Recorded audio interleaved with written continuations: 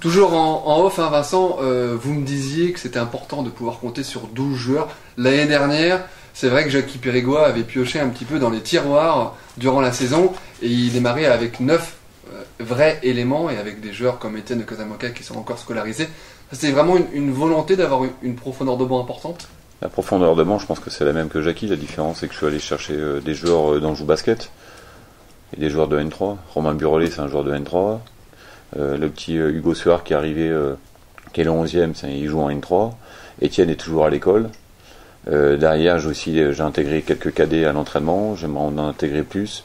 Je veux vraiment avoir un groupe de 16 pour pouvoir me permettre d'avoir toujours 10 joueurs valides à l'entraînement. Et l'adaptation, est-ce que ça permet aussi de concerner tout un groupe? Le fait d'instaurer aussi une concurrence entre les joueurs. C'est une question de communication. Ouais. Moi, justement, comme on la sphère des 5, j'ai pas de 5, moi. Tout ce que je veux, c'est avoir une équipe qui gagne et qui produit surtout à l'entraînement un gros travail. Si je veux avoir du gros travail, il me faut de l'effectif. Parce que les entraînements ne sont pas forcément faciles en termes d'intensité. Si j'ai pas d'effectif, on ne peut pas faire d'intensité. Donc intégrer le travail qui est fait avec un Anjou Basket, avec Anthony Morisseau comme président, avec Charles Biotto qui est mon assistant et qui travaille sur les cas des France et la N3, c'est primordial pour la continuité de l'ABC et le futur de l'ABC. Il y a des recrues impressionnantes quand même depuis le début de la saison, notamment Gunnarsson, même s'il a joué que 2 matchs. Comment vous le jugez? Est-ce que vous êtes surpris? Non, je ne suis pas surpris, pas du tout. Depuis l'âge de 17 ans, Loïc faisait partie des prospects NBA, comme on dit, en jeune. Moi, je dis que c'est un prospect européen. C'était un des meilleurs joueurs européens à l'âge de 17 ans, plus à la main que dans les ailes. Mais il faut savoir qu'il y a une grosse école de tir en Islande. Ils sont tous à droit en Islande. Vous allez voir les moins de 20, comme c'était, j'ai vu l'Islandais, ils marquent de partout. Donc c'est une culture qu'ils ont. Il a déjà joué en France. L'acclimatation a été difficile à Saint-Etienne, mais il a bien fini le championnat. Et il est passé dans des grosses ligues, comme la Ligue Gold en Espagne, à Tarragona. Il y a Riron aussi. Donc c'est un joueur qui a du vécu, qui a du ballon. Il a été capitaine de sa sélection pendant plus de 10 ans. Donc je suis pas étonné. Après je l'ai pris pour ses qualités du tir, donc faut mieux qu'il mette dedans quand même. C'est un gros coup quand même, Vincent, vous avez fait sur le marché des transferts. On a l'impression quand on voit sa première prestation, Nico nous l'avait raconté, qu'il avait réussi ses débuts en juin. Et c'est peu de le dire. Je pense pas que ce soit le gros coup. Le gros coup, c'est d'avoir un effectif qui est travailleur et qui a envie dès le premier jour, dès le 16 août. Ils m'ont vraiment étonné sur leur ambition personnelle de réussir ensemble. Il y a 12 joueurs, 12 compétiteurs. 12 personnes qui ont envie de travailler pour être forts en compétition et de progresser ensemble.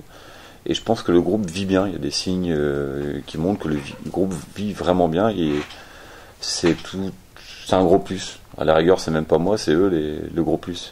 Le plus, c'est le groupe entier qui, par leur état d'esprit, leur envie, leur ambition, montre beaucoup d'abnégation à l'entraînement et en match. Il y a un groupe, mais il y a des individualités aussi. Je pense à Hill, qui est quand même bon. Enfin là, en tout cas, il a fait un bon match. C'était pas forcément le cas contre Monaco. Ça veut dire que petit à petit, il s'adapte.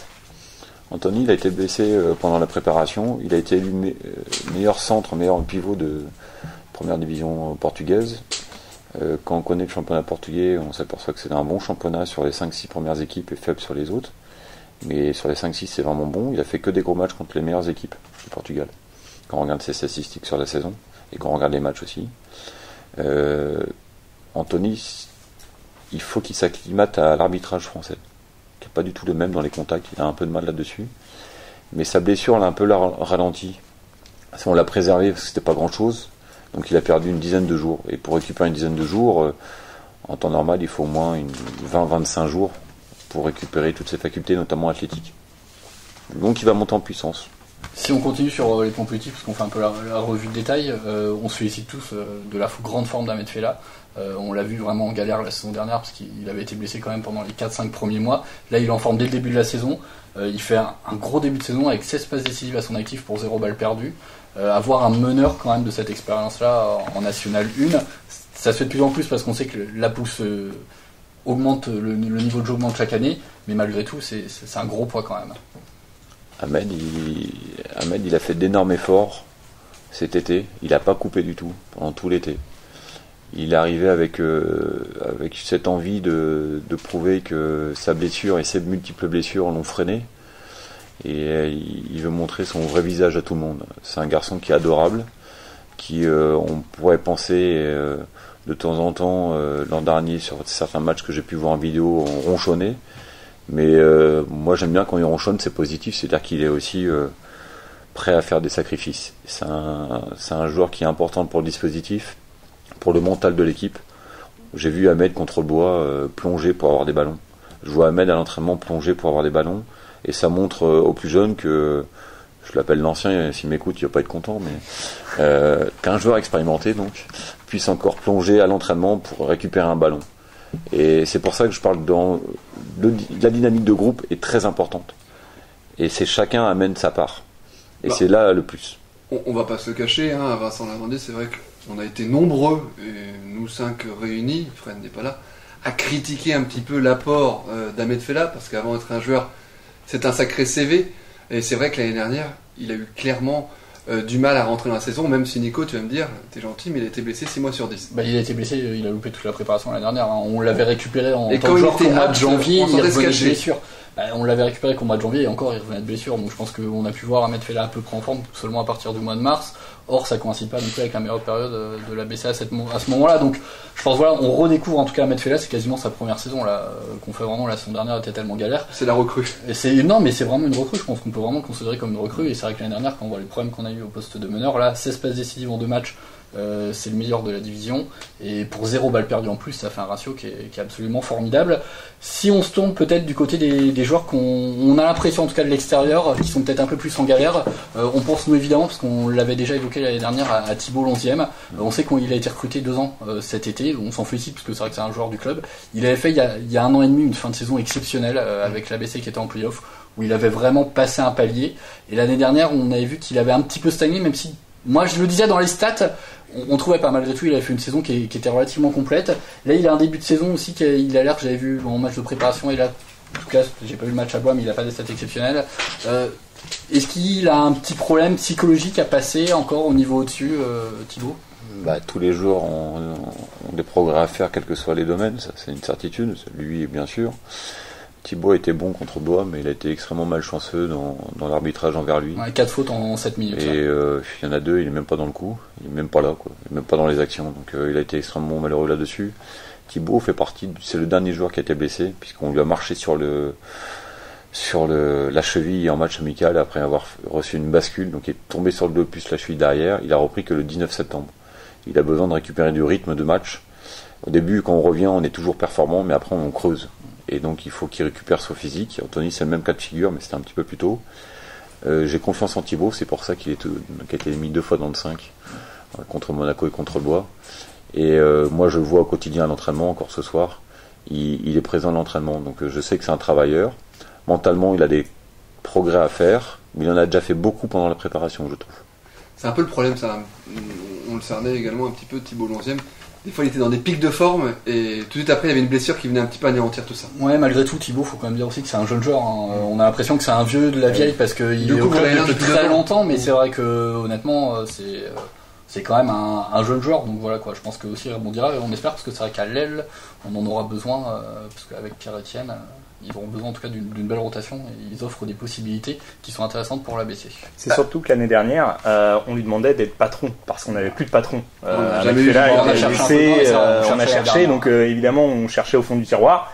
Et Thibaut Lonzième, alors que Thibaut Lonzième est très jeune pour devenir patron, pour prendre ses responsabilités comme ça. Il y a encore 3 ans, il joue en N2. Oui. Voilà, c'est facile de se révéler. Après, pour confirmer, voilà, il faut tout un les performances des Fella et des combien de temps des performances de l'équipe. Oui. Combien je compare avec ouais, mais c'est important d'en parler. Thibaut Lonzième, il découvre la N1 depuis combien d'années? Là maintenant ça va faire sa 3e année. Avant il avait déjà fait la Pro B. Il avait fait une année en N2. Mais il avait déjà fait de la Pro B en plus avant. Donc, à l'âge de 17 ans, il était déjà dans le groupe de Pro B à l'ABC.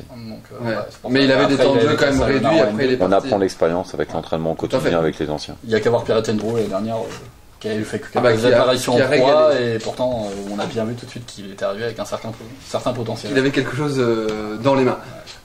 Aujourd'hui, Nico, il y a 2 journées de passé. Il est encore trop tôt pour dégager quelconque bilan, mais on a quand même quelques tendances par rapport à l'année dernière? Disons qu'on pouvait s'inquiéter déjà quand même avec qu'on regardait mine de rien le calendrier de l'ABC, puisqu'on commençait avec Monaco, Blois. Demain il y a un match contre Chaland, donc c'est vrai que c'est 3 très très grosses équipes.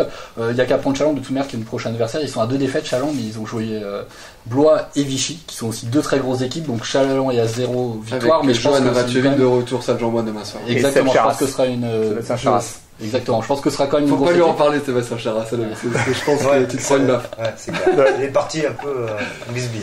Ouais. C'est vrai qu'on part pas On avant. verra comment il sera accueilli par les supporters en effet. Mais voilà, en tout cas, le début de C'est au saison. courant de l'histoire, Vincent? Ça me regarde pas. D'accord. Le Ça début de mérite saison, d'être clair. une victoire, une défaite. Je pense que c'est satisfaisant en plus. Allez, perdre à Blois, il y a rien de choquant. Si on doit parler déjà des objectifs de l'ABC, quand on a vécu une saison aussi galère l'année dernière avec un objectif acquis lors de l'avant-dernière journée, je pense qu'on peut parler de play-off pour l'instant et du coup ça fait un début de saison qui est correct. L'objectif, c'est l'objectif présidentiel qui est d'avoir les playoffs. Après, il y a un objectif personnel qui regarde le vestiaire, les joueurs et moi. Nous, on a déterminé des choses que je peux pas parler ici parce que c'est le vestiaire c'est sacré. Un objectif global pour l'équipe, c'est progresser chaque jour en travaillant dur avec de l'abnégation, de l'ambition, de la solidarité. Et voilà, c'est ça l'objectif. Après, on prendra match après match. Il y avait déjà, on va dire, une rentrée difficile avec des grosses équipes. Demain, Chaland, c'est quand même une équipe qui joue aussi la montée qui vient. À 0-2, ça veut rien dire. Je viens de le dire à l'instant, donc on va rester méfiant mais confiant. Et messieurs, il ne faut pas oublier de la tête que l'ABC est le 12e budget sur 15 équipes, parce que le centre fédéral, je les mets un petit peu à part. Donc quand on comprend ça, on relativise tout objectif présidentiel qu'il soit. Ouais, je veux juste revenir justement sur les objectifs. Vous êtes avec des joueurs qui sont à l'ABC depuis assez longtemps, même s'il y a eu quelques changements dans l'effectif. Ces joueurs-là, Il y en a eu 5. ils ont entendu des objectifs qui sont presque les mêmes depuis déjà 3-4 ans. Qu'est-ce qu'on peut insuffler comme nouveau discours quand ces joueurs-là savent que chaque année, l'objectif présidentiel, je précise, c'est la montée? Justement, vous avez précisé, c'est bien. Il y a un objectif qui a été déterminant entre nous, le groupe, l'entraîneur, l'assistant, et nous, on a un objectif qui nous regarde, et cet objectif-là travaille sur la motivation du joueur personnellement et collectivement. Mais vous connaissez l'effectif, jusqu'où vous pensez qu'il peut aller cet effectif? Avec là, vous le voyez évoluer depuis un mois et demi, vous êtes au courant de ce qui se passe dans la division quand même? Pour l'instant, jusqu'à demain, contre Chaland. C'est le derby en plus. Hein. L'équipe du lundi, chaque lundi de 19h à 20h. Vincent Lavandier ne peut pas répondre à ta question, mais on aura le temps d'en parler durant On l'invitera dans la saison. Voilà. durant toute la saison. C'est l'heure de la rubrique. Nico, qui êtes-vous, Vincent Lavandier? Tu le connais un petit peu. On va parler un petit peu de sa carrière. À 19h25, vous êtes bien sur Radio G dans le magazine L'équipe du lundi, une équipe du lundi spéciale ABC ce soir. Exactement, je le connais effectivement un tout petit peu, je l'appréhende tout juste. Il a fait une grosse carrière d'assistant coach et de coach, notamment en Pro A et en Pro B. Ces 3 dernières saisons, il était à Bourg-en-Bresse. Bourg. J'arrive pas à le prononcer. Je savais que vous le prononciez comme ça, moi je disais Bourg-en-Bresse avant. Mais bon. Ouais, voilà, exactement. Donc Bourg-en-Bresse. Avant ça, coach de l'équipe de Trappes, il me semble, aussi de la NF1 féminine, je fais ça de tête, hein, donc vous voyez bien, et puis après coach avant ça au début des années 2000 en Pro A et en Pro B, notamment au Paris-Levallois, Assistant coach à Chalon. Mais c'est vrai, Nico, pour corroborer ce que tu dis, ça, à peu près. on connaissait plus Vincent Lavandier en assistant coach ces derniers mois, ces dernières années. Et je ne veux vraiment pas lui faire injure, je suis le basket, mais c'est vrai que quand on m'a dit la première fois Vincent Lavandier, ça m'a pas tout de suite, je me suis pas dit c'est un nom qui est forcément connu, mais c'est vrai que quand on a vu son CV, forcément il y a quand même pas mal derrière d'expérience. Ce qui est intéressant, parce que quand on analyse bien, c'est Paris Basket à l'époque, Paris Basket Racing. Le PBR avec Jacques Monclar en coach. Tout à fait, j'étais sur le centre de formation et assistant à la fois. Après, je suis parti à Chalon-sur-Saône avec Greg Bogno, je faisais aussi les deux. On note que Greg Bogno, l'assistant coach, c'est aujourd'hui Michael, qui est l'ancien coach. C'est du lourd en tout cas, Greg Bogno, Jacques Monclar. On apprend le basket avec des gens comme ça. Mais j'étais coach différentes choses. Mais l'anecdote, c'est que c'est vrai que j'étais plus souvent assistant que coach. Je vais pas vous dire l'inverse, même si la nationale féminine pendant 2 ans, la Pro B à Poissy. Puis avec à Poissy en remplacement de Pro B de Philippe Rivet. Poissy-Château. Mais ce qui est marrant, c'est que Christophe Denis, le coach actuel du Paris-Levallois, a été longuement assistant. et passé coach en Pro A et actuellement parmi les favoris du championnat. Ah ben de toute manière, donc c'est bien, mais ça me fait plaisir. Il faut bien des vitesses. Je sais pas pourquoi. C'est sûr. Et votre meilleur souvenir en tant que quoi dans le parcours. Quel entraîneur principal que vous avez assisté? Non, je suis très ami avec Greg Beugnot et avec Jacques Monclar. Ça, c'est indéniable. Les deux, c'est deux grands amis entre eux déjà. Moi, je suis très ami avec les deux. D'ailleurs, Julien Monclar est le GM de Blois.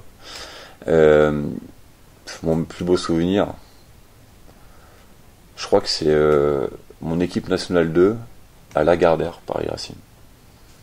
Voilà, parce que j'étais responsable du haut niveau là-bas. Et on a un centre de formation féminin que personne n'avait fait sur Paris. Sur les filles qui étaient au centre de formation, à la fois sur les minimes et les cadettes, j'en ai 5 en ligue féminine. Il y en a 7 qui sont partis en équipe de France.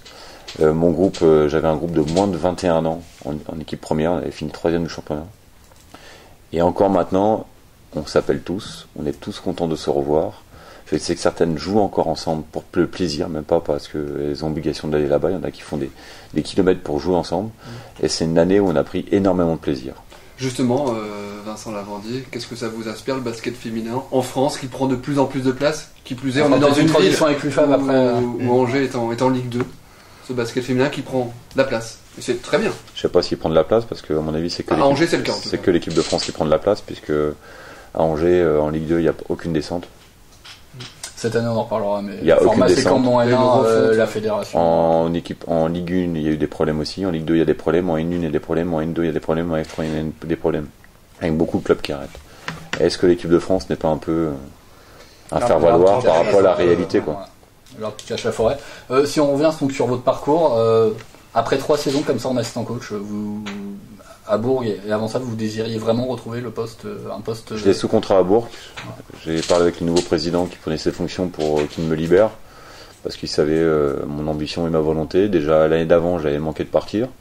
Il savait où, il savait dans quelles conditions. Là, j'avais plusieurs possibilités. Paradoxalement, j'ai pris la Nationale 1, j'ai pas pris au-dessus. Et pourquoi justement Parce qu'ici, il y a un vécu. Parce qu'il y a un vécu. Il y a de l'histoire, il y a de la formation, ce qui me porte vraiment à cœur, la formation. Des bonnes structures. Ouais, ça fait partie du vécu. Je pense que c'est une des plus belles structures de National 1 dans son ensemble. On peut parler quand même de la formation. On a notamment une équipe cadette. Il y a peut-être des clubs de haut niveau qui n'ont pas beaucoup de structures. C'est rare, je vous l'accorde. En Pro B, il y en a beaucoup. Ouais, il y en a beaucoup, franchement. Il y a eu une refonte il y a quelques années des espoirs qui n'a pas été une franche réussite. Mais on peut parler quand même juste notamment des cadets qui sont en première division. Donc pour un club de N1, c'est vraiment assez fort de réussir à jouer en première division. Et cette équipe est coachée par Charles Biotto qui fait vraiment de l'excellent travail. Donc j'aime bien le souligner parce que Charles Biotto, je pense, c'est un des membres importants en tout cas du staff de l'ABC. Et ça vous fait quoi aujourd'hui de vous retrouver coach principal? Ça change, je suppose, pas mal de choses au quotidien, mais est-ce que ça vous met plus de pression? Est-ce que vous êtes plus attendu là? Honnêtement, ça change rien du tout. Pour moi, ça change rien. Le basket, c'est le basket, quel que soit. À Bourg, j'entraînais peut-être sur 2 heures d'entraînement, je pourrais faire 1h15. Parce que Fabrice, on avait un duo en fait un peu particulier. Moi, j'entraînais beaucoup. Et lui, il faisait beaucoup plus le 5-5, la stratégie. Donc, je faisais toutes les préparations de match. Enfin, ça change rien. Quel que soit le niveau, pour moi, ça change rien. Même pas un peu plus de pression quand même, parce que le coach est vraiment. Je suis pas stressé pour ça. J'ai jamais été stressé. À 14 ans, j'étais à l'usine. Si je dois retourner à l'usine, je sais d'où je viens, je saurais d'où je pourrais retourner. Ça vous inquiète pas par rapport à l'objectif quand on voit que finalement l'ABC a que le 12e budget? Non, j'ai confiance. Moi. Sinon, j'aurais pas recruté cette équipe-là. C'est pas une question de budget, c'est une question d'état d'esprit et de prendre du plaisir. Voilà, faut prendre du plaisir, faut progresser, faut avoir de l'ambition réaliste, mais de l'ambition réelle, et se dire que on peut gommer des choses par le travail. Donc moi, qu'on est le 12e, le premier, si ça se trouve, avec le premier budget, j'aurais fait la même équipe.